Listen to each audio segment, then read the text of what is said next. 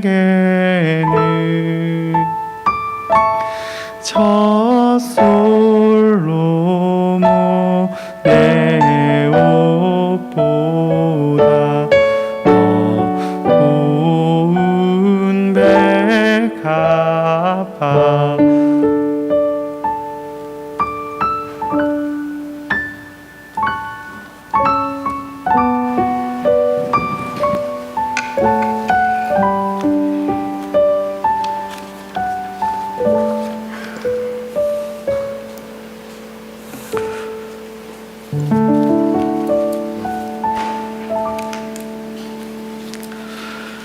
다 같이 사도신경으로 신앙 고백하겠습니다. 나는 전능하신 아버지 하나님, 천지의 창조주를 믿습니다. 나는 그의 유일하신 아들 우리 주 예수 그리스도를 믿습니다. 그는 성령으로 잉태되어 동정녀 마리아에서 나시고 본디오 빌라도에게 고난을 받아 십자가에 못 박혀 죽으시고 장사된 지 사흘 만에 죽은 자 가운데서 다시 살아나셨으며 하늘에 오르시어 전능하신 하나님의 우편에 앉아 계시다가 거기로부터 살아있는 자와 죽은 자를 심판하러 오십니다. 나는 성령을 믿으며 거룩한 공교회와 성도의 교제와 죄를 용서받는 것과 몸의 부활과 영생을 믿습니다. 아멘. 사랑의 하나님 아버지, 주님을 사랑하는 청년들이 함께 모여 찬양하며 기도하게 하심을 감사합니다. 복된 주일을 맞아 주일학교와 찬양대에서 우리 청년들이 헌신의 땀을 흘리게 하신 후 서로를 축복하며 위로하는 청년부 예배에 저희를 불러주심에 감사드립니다. 저희는 비록 육신은 강한 청년이지만 세상에서나 교회에서나 보잘것없는 부족한 약자들입니다. 저희가 주님의 자녀로서 마땅히 걸어야 할 길을 인도하게 하시고 동행하게 하여 주시옵소서. 공부하는 지체들에게 지혜와 끈기와 인내를 허락하여 주시고 직장에서 일하는 청년들에게 성실함과 부지런함과 타인과 잘 협력하고 의사소통 능력을 있는 청년들로 삼아 주시옵소서. 항상 동행하시는 하나님 아버지, 교회를 위하여 기도합니다. 거성교회가 지난 74년 동안 부족하지만 믿음의 한길을 걸어오시게 하심에 감사드립니다. 선교와 교육과 친교에 협력하는 교회, 구원의 연총에 감격하여 모이는 제자들의 공동체가 이 교회로 세워주시고 각자가 맡으신 사명을 따라 기쁜 마음으로 섬기며 한 몸 이루게 해주심에 감사드립니다. 거성교회의 모든 교인들이 하나님의 사랑 안에 한마음 한뜻이 되어 세상의 밝은 등불이 되게 하여 주시고 초대교회의 7 집사들과 같이 최선을 다해서 봉사하는 교인 되게 하여 주시옵소서. 이를 통해 믿음과 지혜를 더하게 하여 주시고 또한 이 사회에서 낙심하고 고통 중에 있는 이들에게 큰 의지가 되는 교회 되게 하여 주시옵소서. 이 교회가 영원히 복음의 전파에 힘쓰는 귀한 교회로 삼아 주시옵고 항상 축복 내려 주시길 간절히 기도드립니다. 오늘 특강 말씀 전해주실 탁지일 목사님께 영력을 더하여 주시고 귀한 말씀을 전하여 큰 은혜 받는 시간 되게 도와주시옵소서. 이 예배를 성령께서 인도하여 주시고 거룩하신 하나님 아버지 홀로 영광 받아 주시옵소서. 오늘 말씀 이 모든 말씀을 우리 주 예수 그리스도의 이름 받들어 기도드립니다.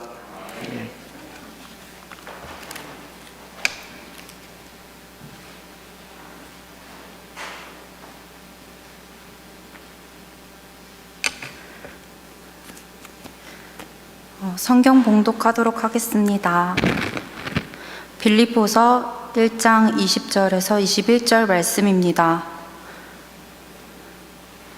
나의 간절한 기대와 소망을 따라 아무 일에든지 부끄러워하지 아니하고 지금도 전과 같이 온전히 담대하여 살든지 죽든지 내 몸에서 그리스도가 존귀하게 되게 하려 하나니 이는 내게 사는 것이 그리스도니 죽는 것도 유익함이라. 아멘.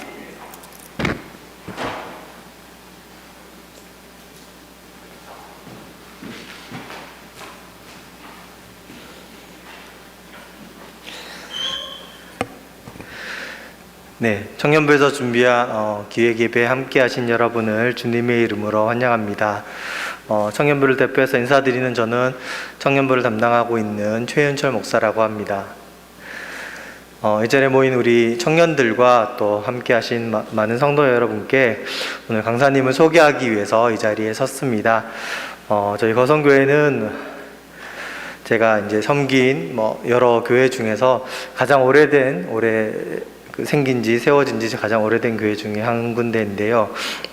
6.25 이전부터 세워진 이 교회의 오랜 역사와 뿌리, 우리 신앙의 선조들의 신앙의 조상들에 대해서 오늘 어떤 우리 본받을 점들이 있는지, 또 믿음의 유전을 따라서 우리가 닮아가야 되고 또 새롭게 되새겨야 될 선배들의 모습이 어떤 것들이 있는지 함께 나누는 귀한 시간을 삼고자 부산장신대에서 교회사를 담당하고 계신 탁질 교수님, 탁질 목사님을 모셨습니다.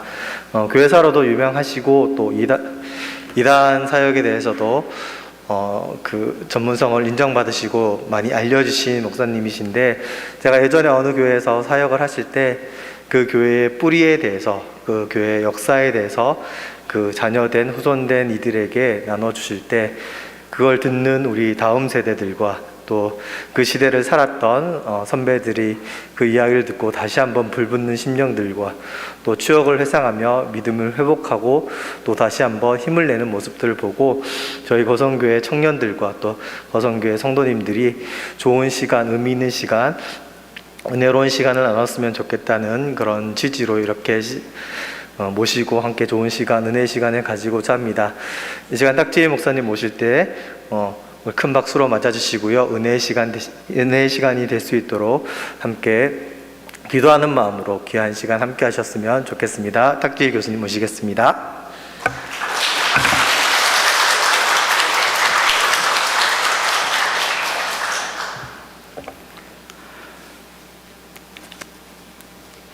고맙습니다.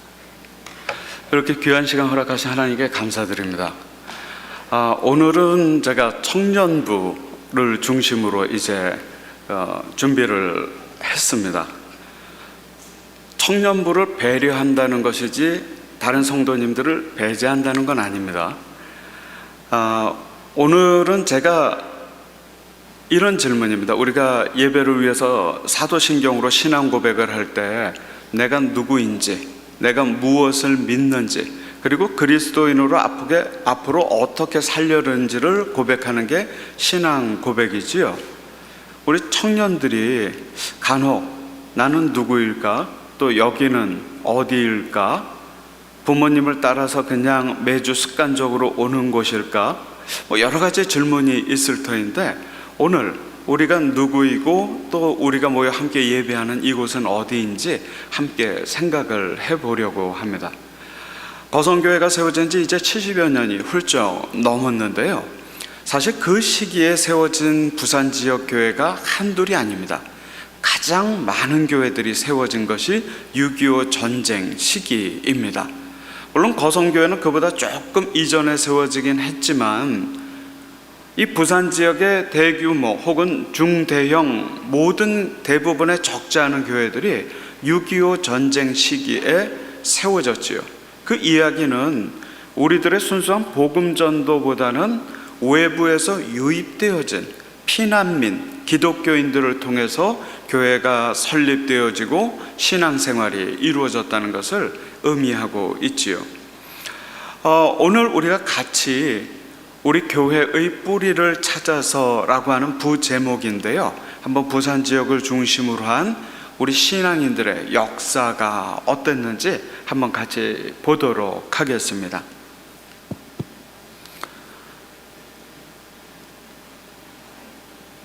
하나만 눌러주시겠어요? 위에서? 넘어가질 않아가지고요. 네. 좋습니다. 제 뒤편에 보면 한 외국인 선교사가 있지요. 사실 우리 한국 기독교의 선교 역사는 이분과 함께 시작합니다. 이분의 이름은 호레이스 알렌, 보통 우리가 알렌 선교사라고 하죠. 의료 선교사입니다. 구한말 고종 이야기가 나올 때면은 꼭 등장하는 외국인 선교사이지요. 국왕을 잘 고종을 돌봐줬거든요. 우리 한국교회의 선교 역사는 이분이 조선에 오면서부터 그 선교 역사가 시작이 됩니다. 이분이 온 시기가 1884년 9월이니까 이제 24년이 되면 선교 140주년이 되어 가는 것입니다. 우리나라에 처음 그냥 지나간 분들은 좀 있었어요. 근데 우리나라에 살면서 선교하겠다고 오신 분으로는 이분이 처음이지요. 그래서 이분이 중요한 이유는 이분이 조선에 도착한 날을 기점으로 해서 한국교회 선교 몇 주년, 한국교회 설립 몇 주년 이렇게 기념을 하기 때문이에요. 그러니까 그 기준이 되는 분이니 굉장히 중요한 분이지요. 이분에 관련되어진 자료 기록들이 지금도 미국에 있는 고문서실에 그대로 남아 있습니다. 그 자료 중에 이분에 관련된 자료가 딱 2페이지로 요약된 선교사 기록이 있는데 그 기록을 보니까 이 선교사님은 사역한 곳이 그냥 한국만은 아니에요. 사역지가 보면은 차이나하고 코리아라고 돼 있어요.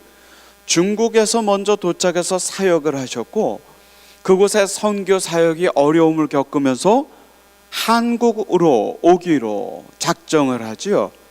그래가지고 태평양을 건너 미국에서 온 분이 아니라 중국 상해에서 배를 타고 조선으로 들어오게 됩니다. 근데 이상한 점은 여기에 보면은 서울에 온 것이 1884년 9월 15일이라고 되어 있습니다. 근데 이상한 것은 한국 교회 역사책을 다 훑어보면은 이분이 조선에 온 것은 이보다도 약 일주일 늦은 1884년 9월 20일이라고 되어 있어요. 도대체 미국에 있는 이 자료가 맞는 건지 아니면 우리 교회사 책에 써 있는 그 날짜가 맞는 건지 궁금해지더라고요. 그냥 한 선교사였으면 모르는데 이분의 도착을 기점으로 해가지고 마치 생일과 같은 겁니다, 우리의. 그러니까 이분이 도착한 날짜는 중요하잖아요. 그래서 제가 찾다가 보니까 이분의 기록을 보았는데 이분이 상해에서 한국으로 들어옵니다. 지금부터 한 150여 년 전쯤 상해 사진이에요. 혹시 상해에 가신 분 계신지 모르겠지만 지금도 그 건물이 그대로 남아 있습니다. 이 지역이 와이탄이라가 그 바로 상해 중심지에 아주 오래된 150여 년이 지난 그 건물들이 지금도 남아 있죠. 일전에 한번 가서 이래 보았더니요, 알렌이 상해에서 출항한 그 항구가 지금도 그 모습 그대로 남아 있더군요. 그러던 중에 알렌의 일기를 찾았습니다. 이게 알렌 친필 일기입니다. 이 일기가 쓰여진 날짜는 1884년 9월 14일이에요. 한국의 교회사 책들을 다 보면은요, 알렌이 9월 14일 날 상해를 떠나서 한국으로 왔다고 돼 있어요. 그러니 이 일기가 중요하겠지요. 9월 14일자 일기가. 근데 제가 보면서 놀란 것은 뭐냐면요, 맨 첫 줄에 쓰여 있는 대로 알렌이 상해를 떠나서 한국으로 갔다 이렇게 써 있는데요, 그 뒤에 보면은 계속 부산 얘기가 나와요. 알렌이 상해를 떠나서 일본 나가사키에 도착하고 나가사키에서 부산까지 오는데 배멀미가 심해서 너무 고생했다. 게다가 태풍을 만나가지고 배들이 여러 척 전복됐는데 내가 탄 배는 그래도 잘 부산까지 왔다. 부산에 도착하니까 세관원들 영국인들이 있고 또 용두산 앞에 보니까 일본 영사관도 있다. 이런 내용이 여기에 쓰여져 있어요. 자, 우리 청년들에게 질문하고 싶은 것, 한국교회사 책대로 알렌이 9월 20일 날 조선에 왔을까요? 아니면 알렌은 9월 14일 이전에 부산에 왔을까요?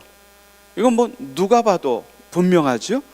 한국교회사에 써 있는 날짜보다도 한 일주일 빨리 알렌이 온 거예요. 그런데 한국 교회사 책들은 왜 그렇게 써 있을까요? 교회사가들이 맨 앞에 있는 한 문장만 번역한 것 같아요. 그리고 그것을 확인하지 않고 전부 다 받아 쓴 건 아닌가.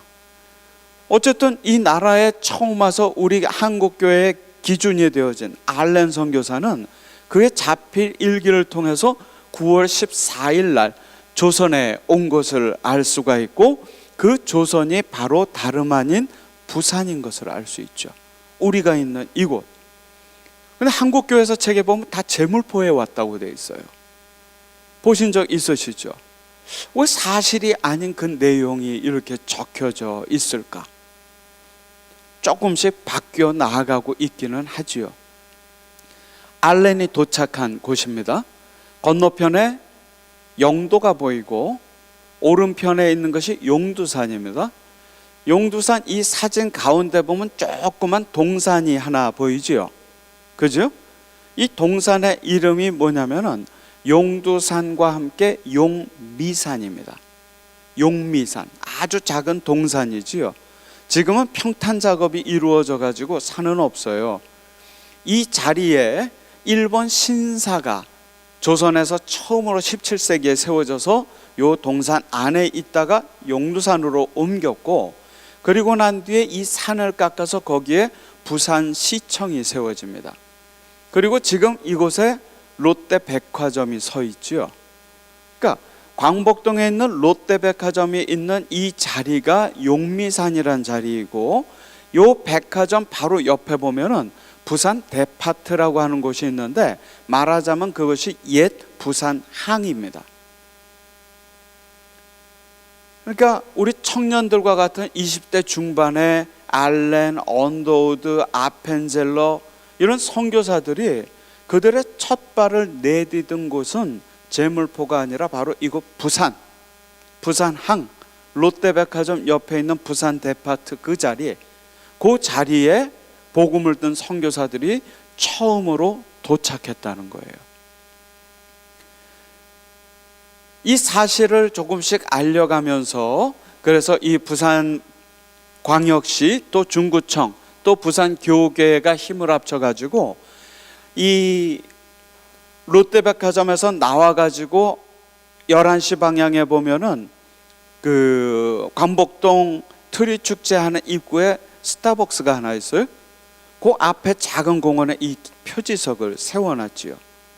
언제 여러분 가게 되면 한번 들려보세요. 이곳이 조선에 온 첫 상주 선교사 알렌, 언더우드, 아펜젤러가 그 첫 발을 내디딘 곳이라고 하는 기착지, 표지석이 세워져 있지요. 이렇게 부산은 지금은 제주도와 함께 가장 낮은 복음화율을 보여주고 있지만, 이 조선의 복음의 씨앗이 가장 먼저 뿌려진 곳이 바로 이곳이라고 할 수가 있지요. 그리고 알렌은 이제 서울로 올라갑니다. 이곳 부산에 하지만 살면서 선교를 하려고 했던 첫 선교사가 있었어요. 아마 부산 기독교 역사는 이분과 함께 시작이 되겠지요. 제임스 게일이라고 하는 캐나다 선교사입니다. 이 제임스 게일이라는 선교사도 아까 알렌이 온 뒤 4년 뒤인 1884년 12월에 이곳 조선 부산항에 그 발을 내딛지요.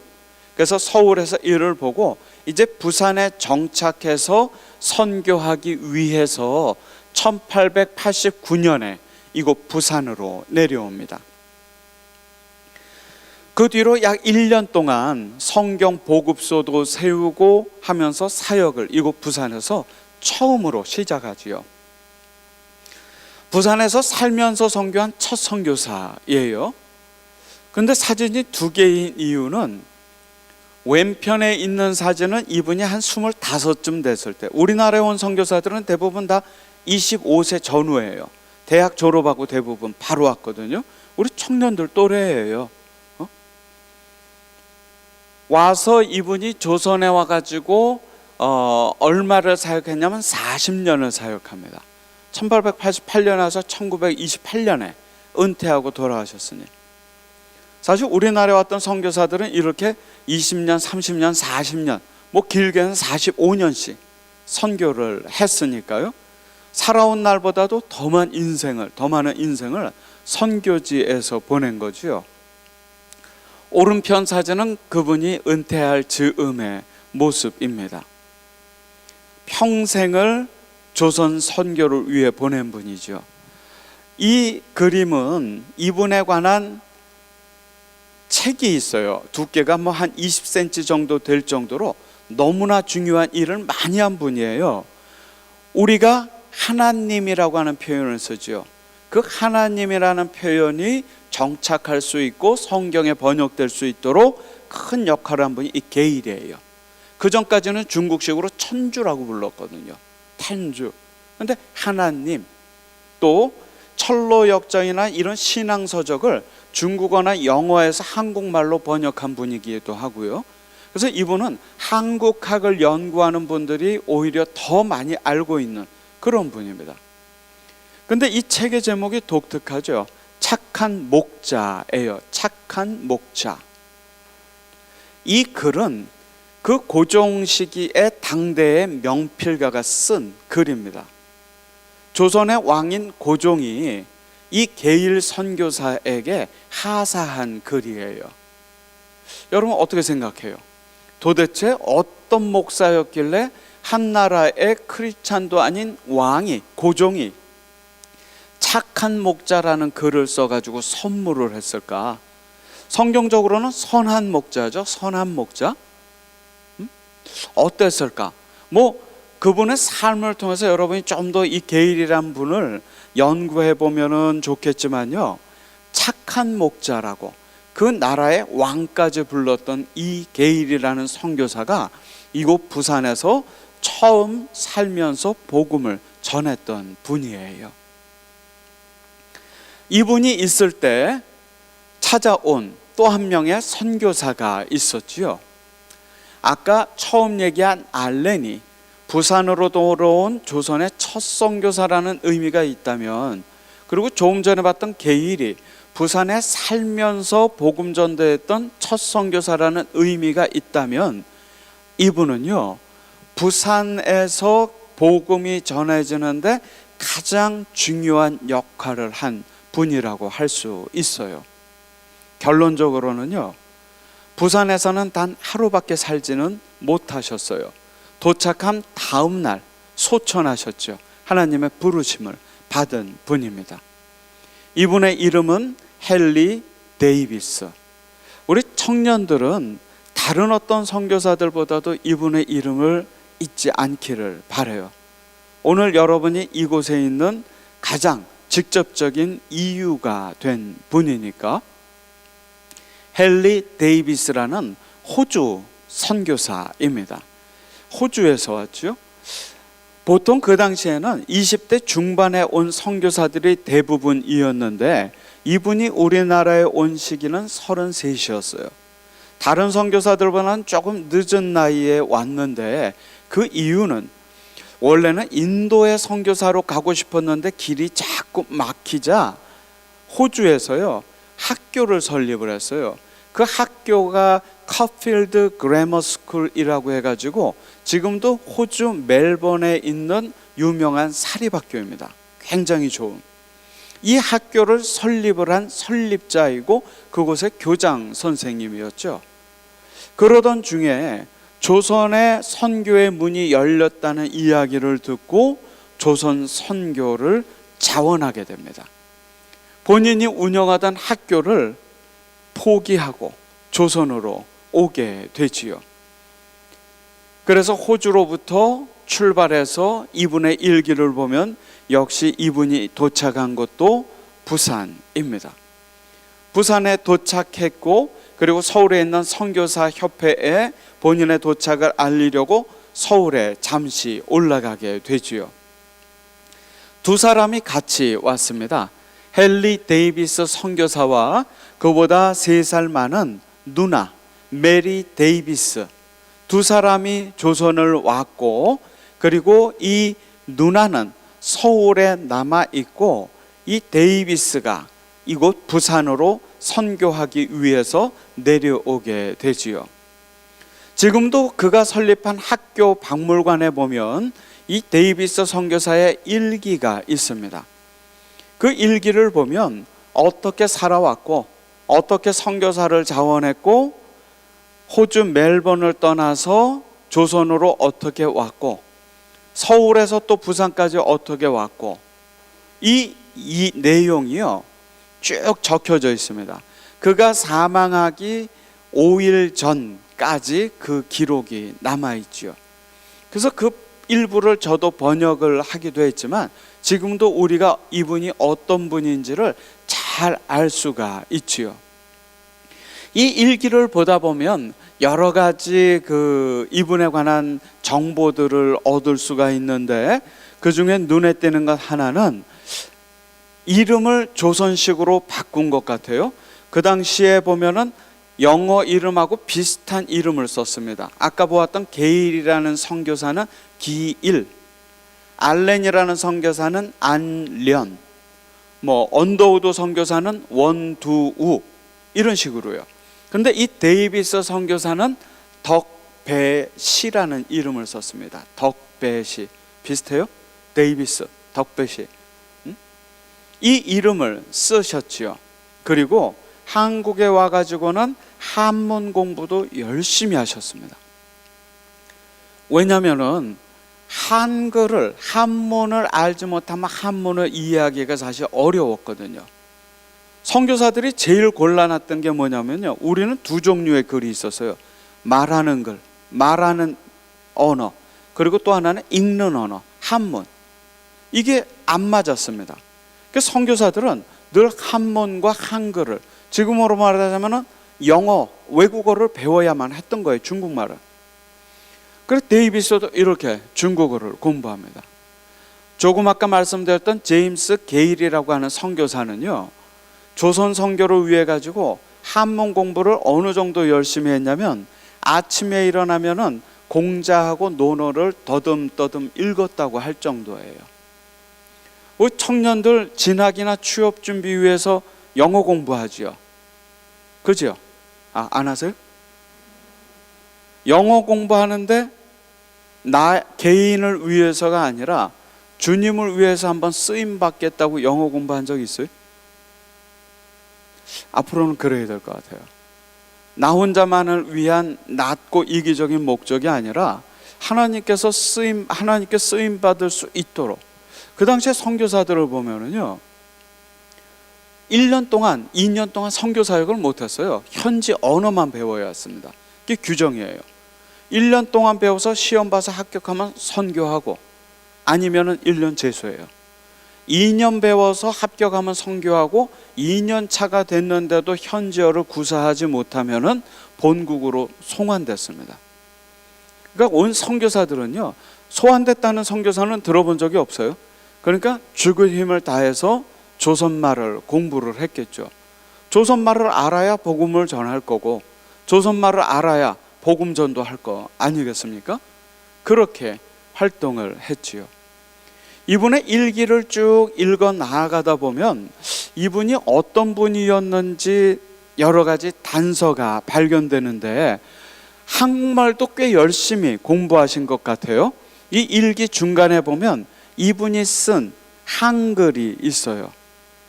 저보다도 훨씬 더 잘 쓰시는 것 같아요. 글씨가 이쁘죠? 캘리그라피 같아요. 뭐라고 썼냐면은, 주여 나를 불쌍히 여겨 나를 도와주소서. 믿사오니 너는, 영어식 표현이죠, 당신은 나의 믿음이 독실치 못함을 도와주소서. 이 글을, 일기를 읽고 참 많은 생각을 했어요. 우리가 생각할 때는 흔히 하나님은 준비된 사람을 부른다 라고만 생각을 했어요. 그죠? 근데 이분의 일기를 읽고 또 교회 역사, 성경과 교회 역사에 나타난 많은 신실한 신앙인들의 이야기를 생각해 보았더니, 하나님은 준비된 자를 부르시기보다 오히려 부르시고 준비시키시는 분은 아닌가 라는 생각을 하게 됐어요. 우리 청년들 가슴에 손 얹고 한번 생각해 보세요. 어느 시절에 준비될까요? 그죠? 맞는 것 같아요. 이 데이비스도 자신을 불쌍히 여겨달라고, 아직 믿음이 독실치 못하니 주님께서 이끌어달라고, 은혜 베풀어달라고. 그러니까 우리가 크리스찬으로서 주님의 부르심을 우리가 느꼈을 때 우리의 조건을 살피지 않고 응답하는 것이 신앙인들의 자세는 아닐까. 성경 한번 봐봐요. 어느 인물 하나 제대로 돼서 주님께서 부르신 사람 있습니까? 다 주님 원하시는 대로 부르셔서 강권하여서 사명을 맡기고, 그리고 주님께서 준비시키셨죠. 아브라함도, 모세도, 다윗도, 여러분이 아는 모든 신앙인들 한번 생각해 보세요. 부르시고 준비시킨 분이십니다. 그러니까 어떻게 보면 우리 청년들이 나의 준비를 넘어서서 하나님의 세미한 부르심에 귀 기울이고 민감할 필요가 있을 것 같아요. 응답했을 때 하나님께서 준비시켜 주시겠지요. 우리나라에 왔던 20대 중반에 대학 갓 졸업한 청년 선교사들이 얼마만큼 준비됐겠어요. 하지만 하나님의 영광을 위해서 살겠다라고 하는 마음 하나로 선교사로 자원했고, 그리고 오고, 그 선교사들을 하나님께서 평생을 준비시키신 거지요. 서울에 있던 이 헨리 데이비스 선교사님은요, 부산까지 걸어가기로 작정합니다. 왜냐하면 성경에 보면 제자들이 2사람씩 짝을 지어서 도보로 전도 여행을 하면서 복음을 전했잖아요. 그래서 이 데이비스 일기에 보면 사도들처럼 나도 서울에서 부산까지 걸어서 도보 전도를 하면서 가겠다라고 일기에 기록되어 있어요. 그리고 서울을 떠나 내려옵니다. 그 당시 부산까지 오는 선교사들의 길은 대부분 서울에서 공주, 전주, 의령, 마산 거쳐서 부산으로, 을숙도 건너서 이 광복동 쪽으로 들어왔어요. 1890년 3월 14일 날 서울을 떠났으니까 보름 만에 이 부산까지 오는 겁니다. 보름 만에. 보름 만에 부산까지 15일 동안 왔으니까 하루에 한 30여 킬로 걸은지 싶네요. 30여 킬로 혹시 걸어보셨어요? 우리 군대 다녀오신 분들은 군장 메고 한 번은 하셨겠지만 30km가 어느 정도 될까요? 사실 예전에 제가 교회 역사를 전공하다 보니까 그 산티아고라고 하는 곳을 한 7, 8년 전에 한번 다녀온 적이 있어요. 한 800km를 걸었던 것 같아요. 한 달 동안 하루에 한 30여 킬로 걸었습니다. 25km에서. 제가 그때 깨달은 게 있어요.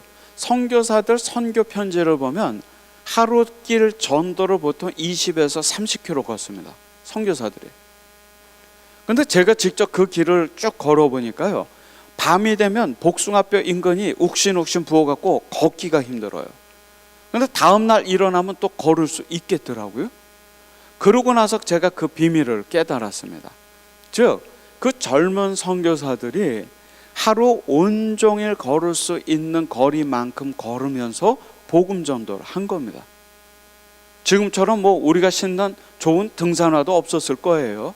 그죠? 그 길을 걸은 거예요. 이 데이비스도 그렇게 부산을 향해 걸어온 거지요. 그랬던 그가 오는 중에 천연두에 감염이 되게 됩니다. 우리는 지금 코로나 세상을 살고 있죠. 복음이 전해지던 그 세상은 장티푸스와 콜레라가 만연하던 시기였어요. 복음이 전해지던 시점에 콜레라로 인해 가지고 수많은 사람들이 죽었거든요. 그때 손 씻기를 가르친 사람이 에이비슨이라고 하는 캐나다 선교사입니다. 서울에 세브란스 병원을 세운 그분이 가르친 손 씻기로 인해서 사망률이 낮아졌어요. 그 당시 기독교인들이 콜레라에 감염된 사람들을 많이 도와주었죠. 교회가 그런 역병의 시기에 우리 민족의 소망으로 자리 잡은 겁니다. 코로나 세상을 살고 있는 우리들의 기독교인들의 소명이 무엇일까 한번 고민해 볼 수 있는 대목이지요. 이 부산 영도에도 코로나에 걸린 외향 선원들을 격리하는 병원이 있을 정도로 그렇게 만연했지요. 근데 이 데이비스 선교사님 오던 중에 그 천연두에 감염이 되어지게 됩니다. 그래서 일기는 사천에서 끝납니다. 1890년 3월 31일 자 일기가 마지막 일기입니다. 사천에서 참 힘든 시간을 보낸 것 같아요. 그리고 나서 편지에 등장하는데 그게 4월 4일입니다. 4일 뒤죠. 아까 부산에 있었던 게일이라는 선교사한테 전보를 쳐요. 내가 너무 몸이 아프고 움직이기도 쉽지가 않으니 나 좀 데려가 달라고. 그래서 그 게일이 그 편지를 받고 자기 집에서 한 2km 정도 떨어진 곳에 가서 데이비스를 만나서 부축해서 광복동 인근에 있는 자기 집으로 데리고 옵니다. 그리고 나서 자기 침대에 눕히고 의사를 불렀어요. 일본인 의사였습니다. 독일어를 할 줄 아는 그 의사를 불러서 천연두 치료를 하게 했는데 그 천연두로 그날 밤은 좀 자면서 폐렴이 겹치게 됩니다. 합병증이 생기게 돼요. 그래서 이 일본인 의사가 오늘 밤은 넘기기 힘들 것 같다는 이 이야기를 하지요. 그리고 게일이 그렇게 간호하던 중 헨리 데이비스는 4월 5일 날 하나님 품에 안기게 됩니다. 이상하지 않아요? 다른 것도 아니고 조선에서도 외지 부산을 선교하겠다고 왔으면 하나님께서 한 몇 년이라도 좀 선교하게 하셨으면 어땠을까 하는 아쉬움 안 남으세요? 달랑 하루입니다. 네? 그럴 바에야 인간의 영악한 생각으로는 그냥 호주에서 학교 교장 선생님으로 사역하는 게 하나님한테 더 유익하지 않을까? 이런 생각 들잖아요. 그런데 굳이 왜 부르셨을까? 부르셔서 선교지에서 달랑 하루를 살게 하시다니. 왜 그랬을 것 같아요? 저도 몰라요. 데이비스 선교사님이 하나님 앞에 홀로 서서 그분과 풀어야 될 문제이겠죠. 제3자가 왈가왈부할 문제는 아닌 것 같아요. 신앙인의 사명에 관한 이야기는. 근데 교회 역사를 보면은 낯선 일은 아니에요. 어느 선교사가 선교를 위해서 선교지에 도착하고 의료 문제나 여러 가지 사정으로 인해서 그곳에서 순교한 선교사가 적지 않지요. 누군가에게는 선교지였던 것이 또 누군가에게는 순교지로 변하는 일들이 많지요. 그래서 교회 역사는 선교와 순교의 반복이에요. 선교지는 순교지로, 그 순교지는 또 다른 선교가 시작되는 장소로, 그런 반복들이 이루어지게 되지요. 게일이 쓴 마지막 게일이 데이비스에 대해서 쓴 편지입니다. 저는 늦도록 데이비스 선교사 곁을 지켰습니다. 그는 말할 힘도 없을 정도로 무척 지쳐 있었습니다. 데이비스 선교사와 저는 우리가 건강하든지 아프든지 간에 살든지 죽든지 간에 오직 주님의 영광을 위해서만 살 수 있도록 해달라고 주님께 간절히 기도했습니다. 부산항이 내려다 보이는 산기슭에 데이비스 선교사를 묻었습니다. 우리 주 예수 그리스도가 이 땅에 다시 오실 때까지 데이비스 선교사는 이곳에 잠들어 있을 것입니다. 어딘지 궁금하지요? 저도 몰라요. 묻힌 곳은 대략 알지만 어디에 묻힌지조차 알 수가 없지요. 이곳 부산, 오늘의 우리가 이 선교의 열매가 있도록 만들어준 이 순교 선교사가 어디에 묻혔는지조차 우리는 몰라요.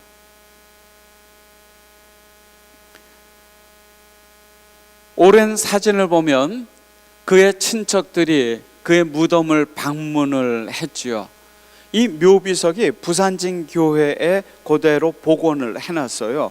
혹이 나중에 혹이 볼 수도 있는데, 이 묘비에는 영어로 to live Christ, to die gain.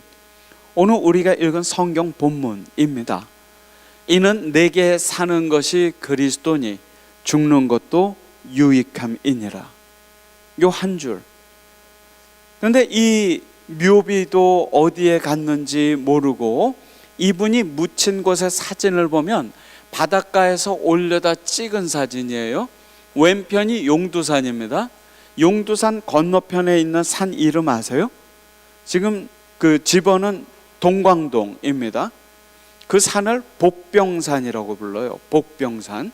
그 위에 보면 복병산 공원도 있고, 이 복병산 터에 저 빨간 원 안에 선교사의 무덤이 있고, 그 이후에 이곳에서 죽은 선교사의 자녀 또 다른 선교사님들이 이 헨리 데이비스 선교사님 무덤가 옆에 묻히기 시작하죠. 우리로 봐서는 이곳이 부산 기독교의 성지라고 할 수 있는데 이곳이 어딘지 몰라요. 왜? 6.25 전쟁이 부산의 지형을 바꿔 놓았기 때문에. 부산 타워에서 제가 찍은 사진인데 대략 선교사님의 무덤이 있었던 장소로 추정되는 곳은 남성여고 운동장 즈음, 동광동 주민센터 뒤쪽쯤, 그쪽이 아마 이 선교사님이 묻힌 곳일 거예요. 지금은 그냥 평범한 부산 시민들의 일상이 이루어지고 있는 곳이지만 지금부터 130년 전 그때 이곳 조선을 찾아온, 그리고 부산에서 복음 전도하려고 했던 선교사와 선교사 가족들이 하나님 품에 안겨 묻힌 곳이 이곳이지요. 지금은 동광동의 인쇄골목으로 변해버렸지만 예전에는 그 선교사들이 선교지에 도착해서 우리 청년들과 비슷한 나이에, 여러분과 비슷한 나이의 청년들이 이 미지의 세계에서 복음 전도를 위해서 걷던 곳이 이곳이에요. 우리 거성교회 청년들도 인생의 갈림길, 어떤 선택의 귀로에 섰다라고 할 때 동광동 한번 가봐요. 130년 전 그때 그 나와 비슷한 나이에 어디로 가야 할지 무엇을 해야 될지 방황했던 그 청년 선교사가 있었던 그 자리에서 한번 여러분의 인생을 한번 고민해 보세요.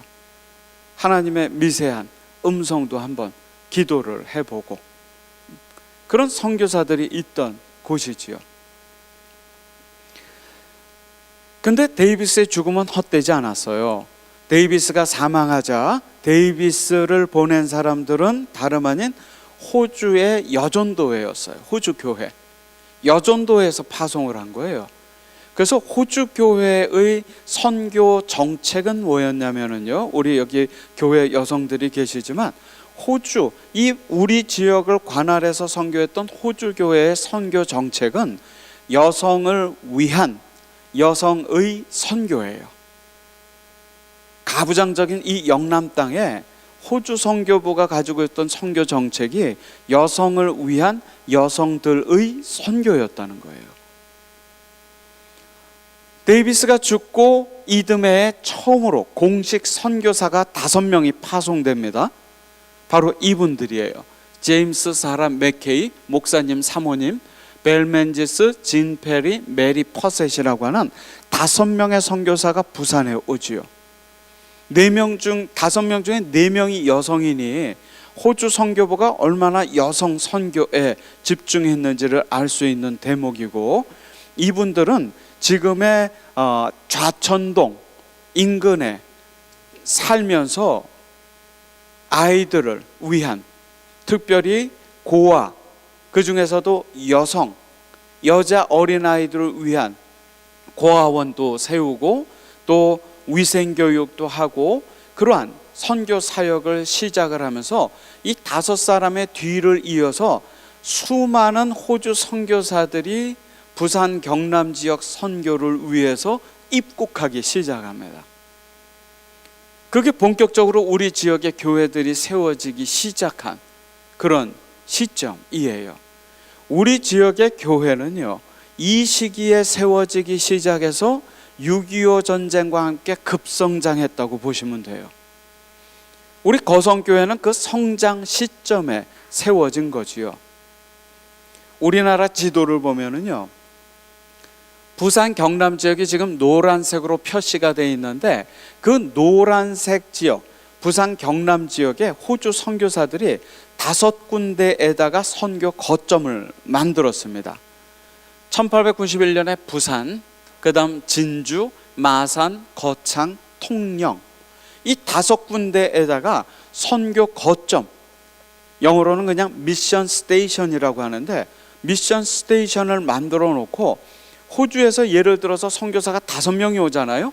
그러면 여기 있던 선교 책임자가 당신은 거창에 가십시오, 당신은 뭐 통영에 가십시오, 이런 식으로 선교지를 배분을 했어요. 그래서 거창까지도, 이곳에서 가장 대각선에 있는 거창에 가면은요, 거창의 중심도로 이름 중에 하나가 뭐가 있냐면 거열대로가 있어요.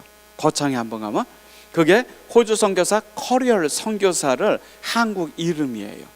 그 정도로 이 부산 경남 지역 곳곳에 선교를 시작을 하는데, 바로 부산에 와서 하루밖에 살지 못했던 헨리 데이비스라는 선교사가 하늘의 미랄이 된 거지요. 하루 그냥 달랑 살고 소천하신 게 아니라 그분 스스로가 우리 지역 복음화를 위한 하늘의 미랄이 된 것이지요. 그렇게 복음 전도가 본격화되어져요. 하지만 여전히 이곳은 불교의 땅이었고, 여전히 이곳은 그 당시 기독교의 중심은 평양이었어요. 평양에는 기독교인의 4분의 3이 모여 살았어요. 평안도 지역에. 그래서 우리가 평양을 동방의 예루살렘이라고 불렀잖아요. 평양 대봉운동 때. 그 이유예요. 그냥 단지 평양에서 대봉운동이 일어나서가 아니라 실제로 평안도 황해도에 그렇게 기독교인이 많이 모여 살았어요. 그리고 그 기독교인들이 이제 서울 경기 지역에 내려오기도 했고, 그러니 이곳 부산은요, 기독교의 중심에서 가장 멀리 떨어진 곳이었어요. 게다가 불교의 땅, 복음 전도가 어려운 그곳이 바로 이곳 부산이었죠. 만약이라는 표현은 맞지 않지만 평양과 서울이 기독교의 중심이었다고 한다면, 그 기독교의 중심에서 선교사들이 자발적으로 복음 전도를 하겠다고 부산까지 왔다면 시간이 얼마나 걸렸을지 몰라요. 그죠? 그런데 6.25 전쟁이 있었어요. 이 기독교인과 우리 민족에게는 참 아픔의 시간이었는데, 그 6.25 전쟁과 함께 전국 각지에 있던 기독교인들이 거의 한날 한시에 부산까지 내려온 겁니다. 무슨 말씀인지 알겠습니까? 부산의 기독교 성장은 자발적인 복음 전도보다는 오히려 한국 전쟁을 통해서 외부에서 유입된 기독교인을 통해서 교회가 또 급성장하게 돼요. 근데 성경이나 기독교 역사를 보면 또 낯선 일은 아니에요. 초대교회가 어떻게 성장합니까? 스데반의 아픈 비극적인 순교를 통해서 교회가 확산되어져요. 모든 교회의 역사가 그렇습니다. 6.25 전쟁은 우리에게 아픔이었지만 어떤 면에서는 6.25 전쟁은 복음의 확산기이지요. 그 당시에 부산시청의 통계 연보를 이렇게 찾아봤는데요, 여기를 보니까 1950년 통계는 안 나와 있어요. 근데 이 통계를 보면은 전쟁이 일어나기 이전에 살았던 인구와 전쟁이 일어난 다음에 인구를 비교하니까요, 거의 2~3배입니다. 똑같은 형편의 이런 상황에 인구와 세대수가 2~3배가 늘어난 거예요. 지금 여러분 주변에 인구가 갑자기 2~3배가 들어왔다고 생각해 보세요. 먹고 살고 할 것이 얼마나 쉽지 않겠어요. 특별히 이 거제 지역은 많은 피난민들이 또 이후에 왔던 지역이기도 하고요. 그래서 피난민들은 살 곳이 없었기 때문에요, 기존에 살고 있었던 사람들 속으로 들어가긴 어려웠고, 그래서 부산의 산자락에는 재료들을 준비해 가지고 이러한 움막들을 지으면서 부산에 있는 산들은 피난민 처소로 변해버리게 됩니다.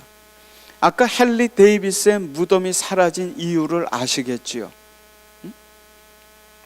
이렇게 산자락으로 전국 각지에서 온 피난민들이 자리를 잡고, 혹은 요거는 부산진역 바로 앞 해변이에요.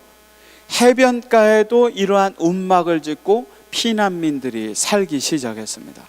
산자락도 바닷가도, 그리고 지금은 복개가 되어 있지만 보수천, 광복도 인근의 보수천변에 우리 청년들이 보면 이게 필리핀이 아닐까 생각하는데 그렇지 않아요. 지금의 필리핀하고 유사하지만 6.25 전쟁 당시의 부산입니다.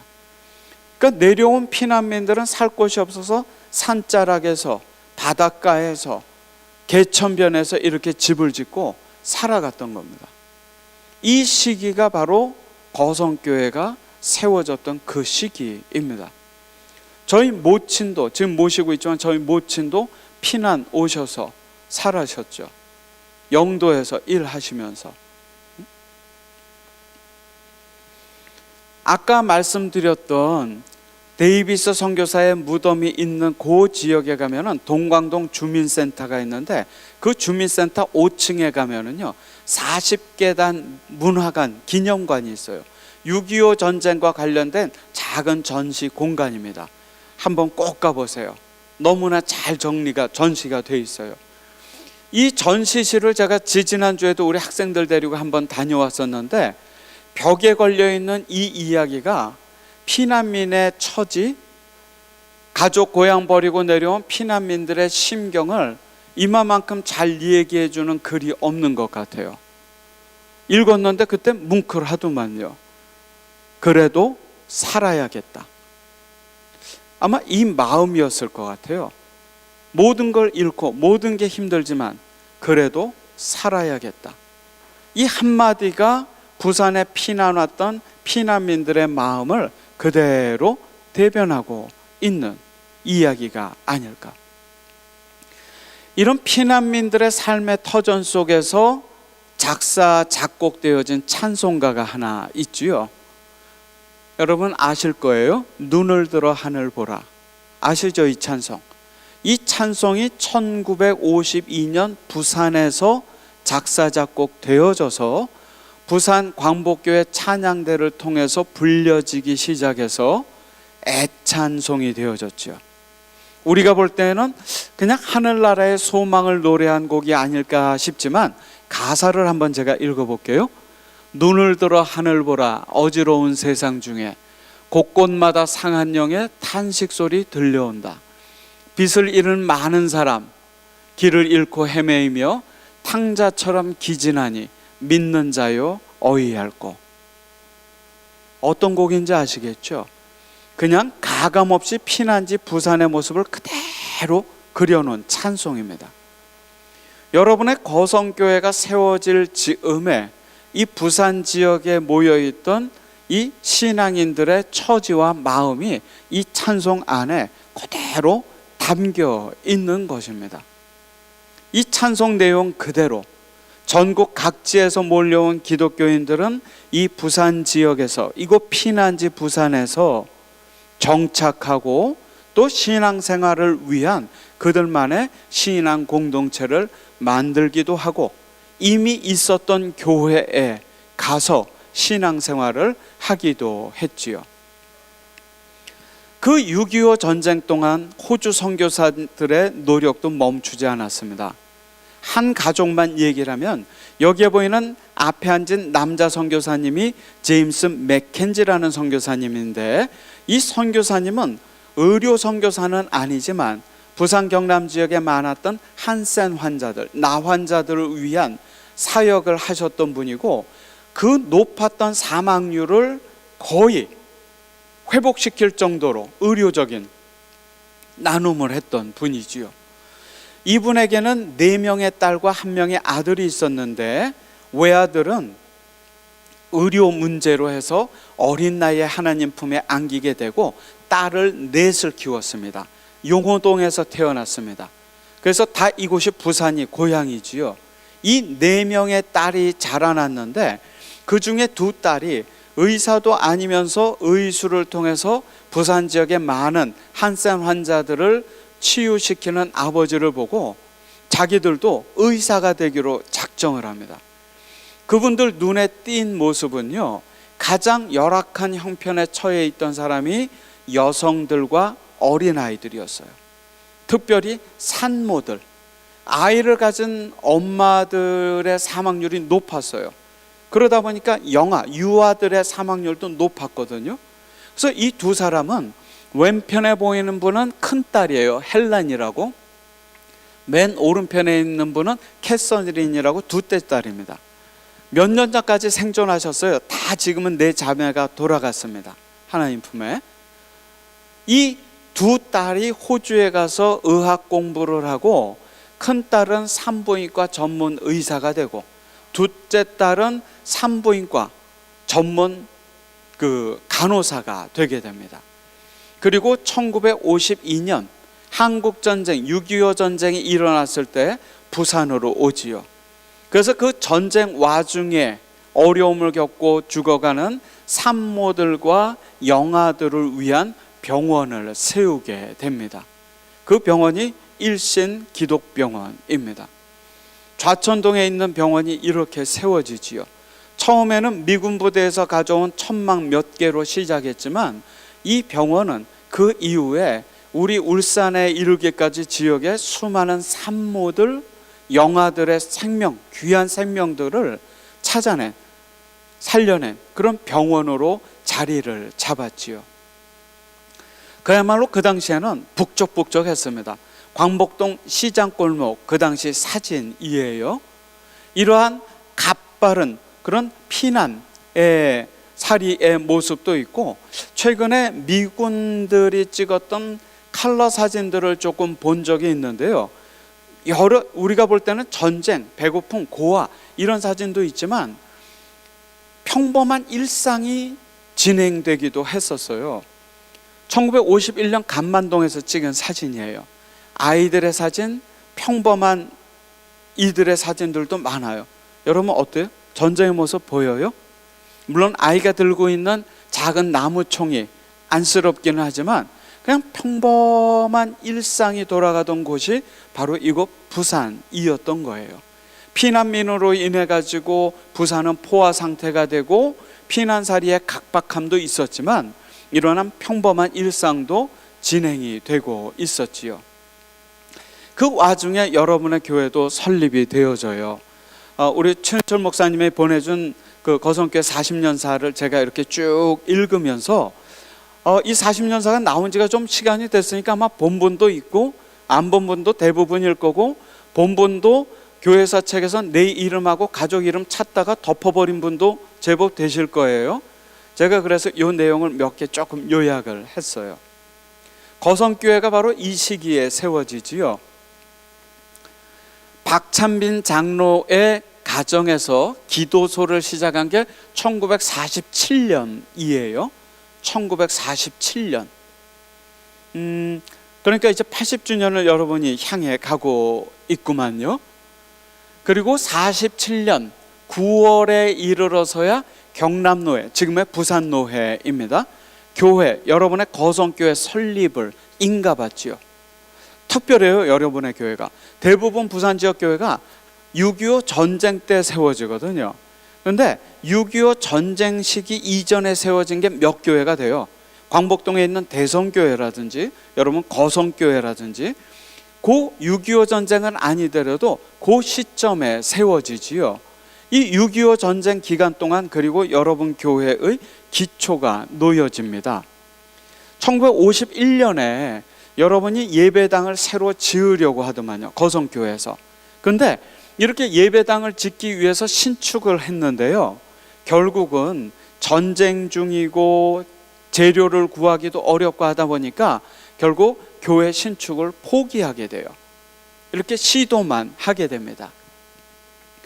그리고 그 다음 날 교회 건축은 중단됐지만 1951년 12월 2일에 처음 당회가 열리게 됩니다.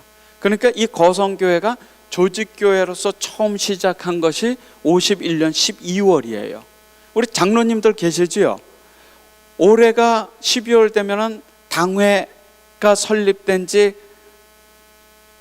70년이네요. 기념식 하나 하세요. 12월 달에 1회 당회가 12월 2일이니까 70년, 조직교회로 선지 70년 되는 겁니다. 장로님도 꼭 기억하시면 좋을 것 같아요. 그리고 나서 이듬해 1월 달에 재직회가 처음으로 열리지요. 교회에 말씀을 전하는 목회자와 성찬 세례가 있고 당회와 재직회 조직이 있다는 것은 거성교회가 장로교회로서의 조직교회로서 완전히 자리 잡았다는 겁니다. 그게 바로 이 6.25 전쟁의 중심, 그 시기에 여러분의 교회가 조직교회로 선 게 약 70여 년이 되어진 것이죠. 그 시기에 52년에 거성 유치원이 개원했으니 지금도 뭐 중간에 끊어지고 했을지는 제가 잘 모르겠으나 거성 유치원도 역시 설립 70주년을 맞고 있네요. 53년 3월 달에 1회 졸업식을 한 졸업 사진이에요. 아마 이 졸업 사진 속에 있는 분이 계실 수 있을까요? 저는 잘 모르겠지만 있을까요? 올해가 거성교회 올 겨울하고 내년 겨울 초에 교회가 여러 가지로 잘 기념을 하시면 좋겠다 하는 생각이 제가 이 자료를 보면서 좀 들더만요. 그리고 나서 54년 8월 15일 날 예배당 정초식을 하더라고요. 조직교회가 세워지고 그리고 새로운 교회 건물이 세워지는 겁니다. 제가 이 말씀을 드리는 이유는 6.25 전쟁, 평양과 서울 중심의 기독교인들이 피난을 통해서 부산 지역에 정착하고 복음이 이 땅끝, 동남단 땅끝, 부산까지 확장되어졌던 그 시점, 피난살이에 어려움이 있고 그래도 살아야겠다라고 하는 피난민들의 애절한 찬송이 불려지던 그 시기에 여러분의 거성교회도 조직교회로서 교회의 틀을 갖춘 거예요. 바로 그 시기가. 이렇게 교회 건축이 첫 교회의 건축을 마치고 추수감사절에 기념 예배를 보았네요. 이 예배당의 변천에 대해서는 제가 자세히는 모르겠지만 바로 이 6.25 전쟁 때 이렇게 건물이 세워지게 되고, 특별히 제가 하일리아 부대 얘기를 해야겠어요. 왜냐하면 이 교회 건물이 세워질 때 당시, 지금은 공원이 되어버렸지만 이 하일리아 부대의 미군들이 많이 도와줬거든요. 교회 역사 책을 보면 이렇게 기록이 되어 있습니다. 거성교회 교인들이 교회를 건축하려고는 했는데 재료도 없고 인력도 없고 힘드신 거예요. 그때 당시에 하일리아 부대에 있는 미군 군목이 이 교회 건립을 위해 가지고 자료들을 제공을 합니다. 교회 건립을 위해서. 그리고 나서 뒤에 부분을 보면 이렇게 기록되어 있는데 이건 제가 한번 읽어볼게요. 이리하여 모든 거성교회 교인들은 말로 다할 수 없는 감격과 감사로 마음이 부풀었다. 하일리아 부대 부대장의 도움으로 건축 자재는 완전히 갖추었으나 교회 재정이 어려워 인건비를 마련할 길이 없었다. 그래서 박찬빈 장로, 송남천 집사 등이 상의한 끝에 이번에는 미국 하일리아 부대 민사처의 미스터 주에게 부탁하여 그의 도움으로 미군 공병대를 통하여 다시 많은 수량의 원조를 받아 공사를 착수했다. 이렇게 해서 당시로는 웅장한 규모인 78병의 교회를 완공하였다. 그 외 교회 전체 도색은 김유식 장로가 사비로 하였다. 1954년 8월 25일 노회 임원과 노회 산하 각 교회 목사님, 미 제724부대 부대장, 하일리아 부대 민사처 주씨, 그리고 본교회 교인들은 드디어 감격스러운 헌당식을 거행하였다. 하일리아 부대가 있다가 지금은 떠났지만 여러분의 교회 설립을 위해서 누군가 모를 미군들이 그렇게 도움을 준 거예요. 제가 인터넷을 검색하다 보니까 하일리아 부대 54년도에 찍은 사진들이 많더만요. 그 중에 하나예요. 사진에 나오는 군인들 표정이 너무 좋아서 한번 혹이 압니까? 이 세 사람 중에 거성교회 건물을 짓는데 왔었던 미군이 있는지도 모르지요. 그죠? 오늘이 현충일이잖아요. 대연동에 가면은 그 유엔 기념 묘지가 있습니다. 전 세계 유일한 곳이고, 전 세계의 6.25 전쟁을 위해서 왔던 2,300명이 거기에 묻혀 있습니다. 그 중에 96, 7%가 미국, 캐나다, 영국, 뉴질랜드 사람들입니다. 대부분이 다 기독 청년들이겠죠. 그 무덤가를 보면 19살, 20살, 21살들입니다. 다. 제가 아이 사내 둘을 군대에 보내고 나서 제가 그 묘지를 갔다가요, 너무 마음이 먹먹먹하더라고요. 그 19, 20, 21살의 어린아 청년들이 6.25 전쟁 때 이곳에 와서 우리나라를 위해서 싸웠고 돌아가지도 못하고 죽어 거기에 묻힌 겁니다. 우리 교회 역사도 다루지 않고 그 나라의 교회 역사도 그들은 잊혀진 사각지대가 되어버렸지만 우리 곁에 있어요. 미군들도 거기에 있습니다. 영연방 국가들은 전사하면 전사지에 묻는데 미국 군인들은 무조건 본국으로 송환해요. 하지만 지금도 한 90여 명의 미군이 대연동 묘지에 묻혀 있지요. 혹이 그 중에 여러분의 대성교회를 짓는데 도움을 주었던 미군이 있을 수도 있겠지요.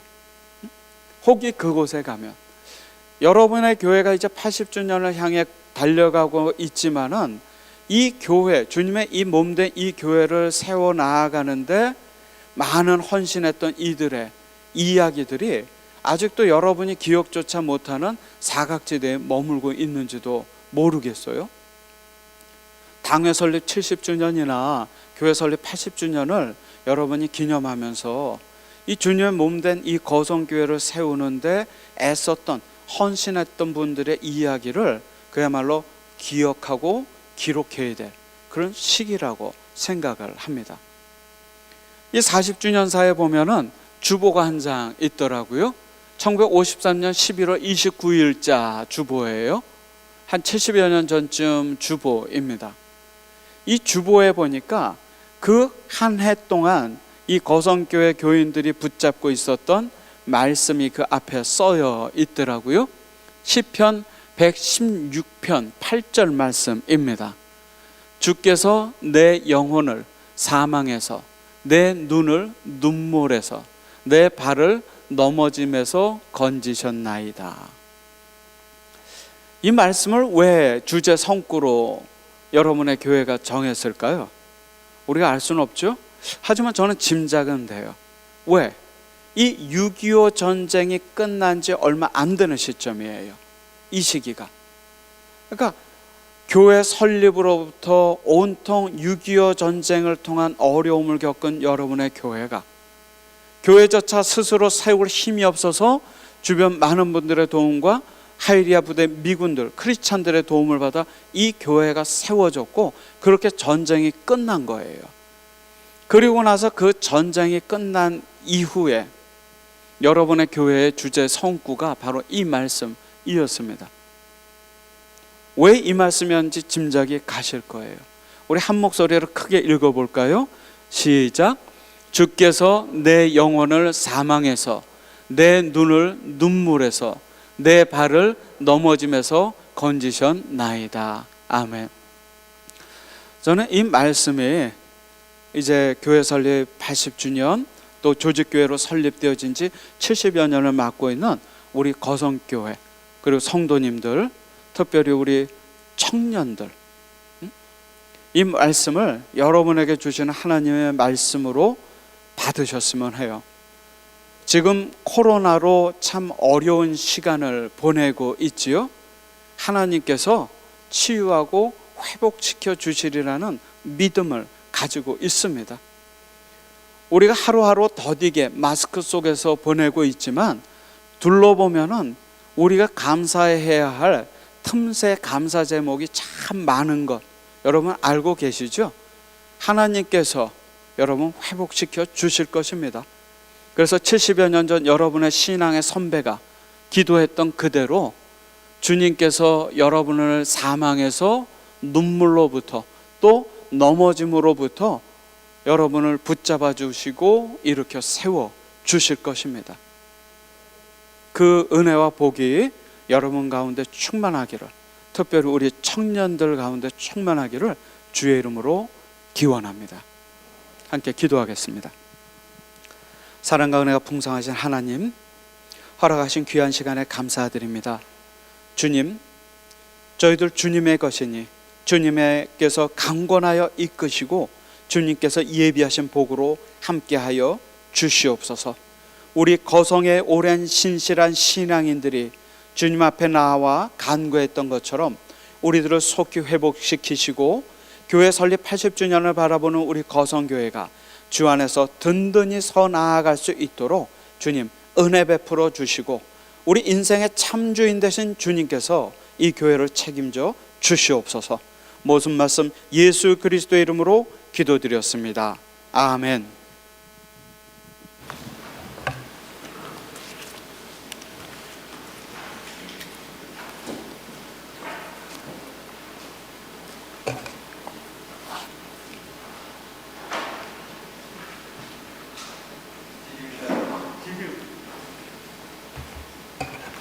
질의응답은 제가 강의 시간을 너무 많이 가져가지고 우리 청년들 미안해요. 1시간 이상의 인내력이 없을 텐데도 불구하고 이렇게 견뎌주어서. 혹시 궁금한 점 있으십니까? 오늘은 좀 특별한 시간이니까 궁금한 점 있으시면 제가 아는 만큼 답변을 드리지요. 우리 장로님들 계십니까?